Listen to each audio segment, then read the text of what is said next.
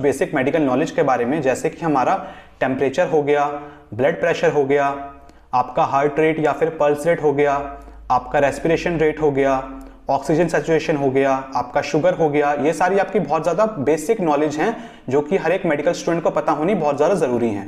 तो इन सबको हम आज के लेक्चर में अच्छे से समझेंगे। तो अगर आप चैनल पर पहली बार आया तो चैनल को सब्सक्राइब जरूर करना। सबसे पहले हम देखेंगे टेम्परेचर। तो टेम्परेचर देखिए, जिसको हम फीवर भी बोलते हैं। तो जब भी आपकी तबीयत खराब होती होगी या फिर किसी और की होती होगी तो आप हमेशा उसके माथे पे हाथ लगा के या फिर गर्दन पे हाथ लगा के चेक करते हैं कि उसको फीवर हो रहा है कि नहीं हो रहा है। तो टेम्परेचर होता क्या है? टेम्परेचर वो हीट होता है, वो डिग्री ऑफ हीट होती है जो कि हमारी बॉडी मेंटेन करके रखती है, उसको हम बोलते हैं टेम्परेचर या फिर फीवर। नॉर्मल कितना होता है हमारा टेम्परेचर? हमारा नॉर्मल बॉडी टेम्परेचर होता है 97.5 से 99.5 डिग्री फ़ारेनहाइट। और अगर इसको हम फीवर बोलें यानी कि लो ग्रेड फीवर कितना होगा हमारा? 99.6 से 100.3 degree Fahrenheit. High grade fever हमारा कब होता है? Above 100.3 degree Fahrenheit. तो ये हो गया हमारा टेम्परेचर के बारे में। अब हम देखते हैं हमारा ब्लड प्रेशर। ब्लड प्रेशर जिसको हम रक्तचाप भी बोलते हैं। ब्लड प्रेशर होता क्या है? ब्लड प्रेशर वो प्रेशर होता है, blood pressure it refers to the force of blood pushing against the wall of the arteries as the heart pumps blood throughout the body. तो जब भी हमारा हार्ट पंप करता है तो क्या होता है कि हमारी जो वॉल होती है हमारी आर्टरीज की, आर्टरी एक टाइप की हमारी ब्लड वेसल होती है, तो ब्लड वेसल की जो दीवारें होती है ना, जो वॉल होती है, उस पे हमारा कुछ प्रेशर लगता है। तो उसी प्रेशर को हम नापते हैं और कहते हैं उसको ब्लड प्रेशर। तो ब्लड प्रेशर की नॉर्मल वैल्यूज क्या होती हैं उनको हम देख लेते हैं। अडल्ट में या फिर यंग एज में आपकी ब्लड प्रेशर की वैल्यू होती है 120/80 mmHg। 120 मतलब आपका ऊपर वाला लोग बोलते हैं सिस्टोलिक को, और न्नीचे वाला हम बोलते हैं डायस्टोलिक को। 80 जो है आपका डायस्टोलिक होगा और 120 क्या होगा हमारा? सिस्टोलिक होगा। ठीक है, तो दो आपके होती हैं इसमें, सिस्टोलिक और डायस्टोलिक।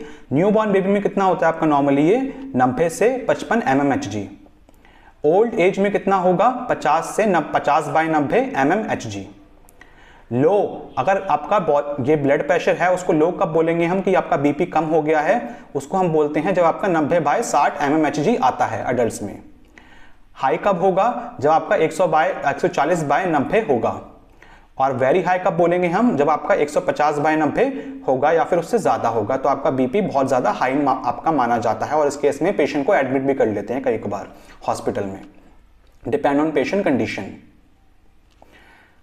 हार्ट रेट की बात करते हैं। हार्ट रेट या फिर पल्स रेट भी कहते हैं इसको हम। हार्ट रेट क्या होता है कि आपका जो हार्ट है, आपका ये हार्ट आपका धड़क रहा है ना, तो आपका हार्ट 1 मिनट में कितनी बार धड़कता है उसको हम बोलते हैं हार्ट रेट। नॉर्मल आपका हार्ट रेट कितना होता है? 60 से 90 BPM, मतलब कि बीट्स पर मिनट, यानी कि 60 से 90 बार आपका जो हार्ट होगा वो आपका नॉर्मली धड़कता है। और नॉर्मली आपका कितना होता है? वैसे 72 बोलते हैं हम कि 72 बीट्स पर मिनट होता है।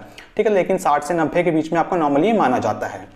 अब इसको हम हाई कब बोलेंगे? जब आपका दिल जो होगा वो धड़कना चालू हो जाएगा 90 से ज्यादा, यानी कि 90 से 120 तक अगर आपका दिल धड़केगा तो उसको हम हाई हार्ट रेट बोलते हैं या फिर हाई पल्स रेट बोलते हैं। और आपका लो कब माना जाएगा? जब आपका 60 से कम हो जाएगा, यानी कि 40 से 60 को क्या बोलेंगे हम? आपका लो हार्ट रेट या फिर पल्स रेट लो बोलेंगे।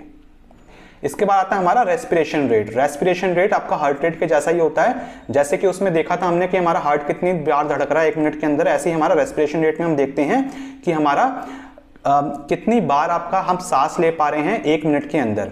रेस्पिरेशन रेट को हम ब्रीथिंग रेट भी बोलते हैं। It refers to the number of breath a person takes per minute, यानी कि 1 मिनट के अंदर आप कितनी बार सांस ले रहे हैं। ठीक है, तो ऑक्सीजन आ रही है, ऑक्सीजन जा रही है, तो कितनी बार आप सांस ले पा रहे हैं 1 मिनट के अंदर।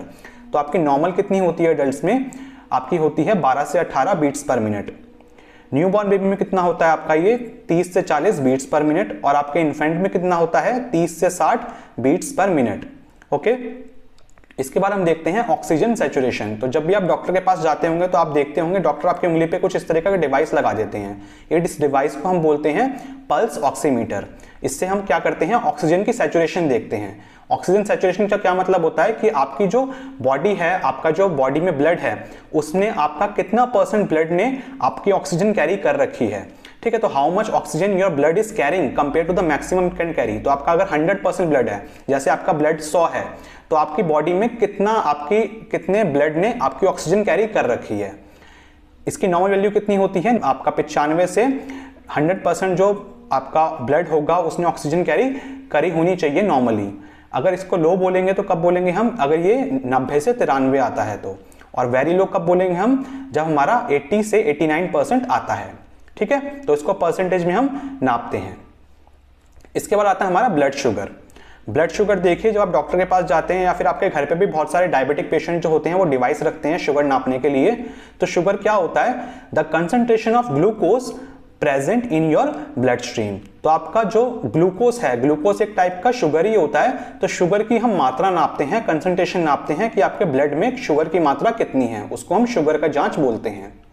फास्टिंग मतलब कि खाली पेट में हम शुगर अगर नापेंगे तो उसकी नॉर्मल वैल्यू कितनी होगी, 70 से 100 mg/dl। और पीपी यानी कि पोस्ट प्रेंडियल में अगर हम नापेंगे, यानी कि खाना खाने के 2 घंटे के बाद देखेंगे अगर हम, तो आपकी नॉर्मल वैल्यू कितनी आएगी उसकी, 100 से 140 mg/dl। और रैंडमली अगर हम कभी भी उसको देखें, कभी भी नाप लें, चाहे आप खाना खाए हो कि नहीं खाए हो, कभी अगर